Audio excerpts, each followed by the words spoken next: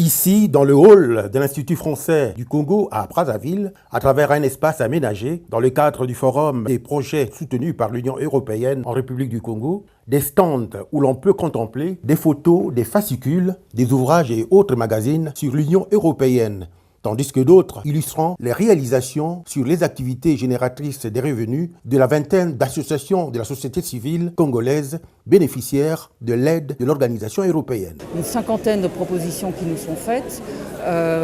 Dans la moyenne, nous en sélectionnons 5-6 et les financements varient entre 300 000 € et 800 000 € pour chaque projet. Le financement global, il est environ de chaque année de 5 millions d'euros annuellement. La représentante du gouvernement congolais, très impressionnée, a traduit l'appréciation de l'État congolais sur l'œuvre de l'Union européenne. Je ne m'attendais pas à ce que j'ai vu. C'est une diversité impressionnante. La coopération entre l'Union européenne et la société civile touche tous les domaines. C'est impressionnant. C'est bien de voir comment la société civile est engagée à travailler non seulement avec nos partenaires, mais avec le gouvernement pour soutenir les efforts du gouvernement.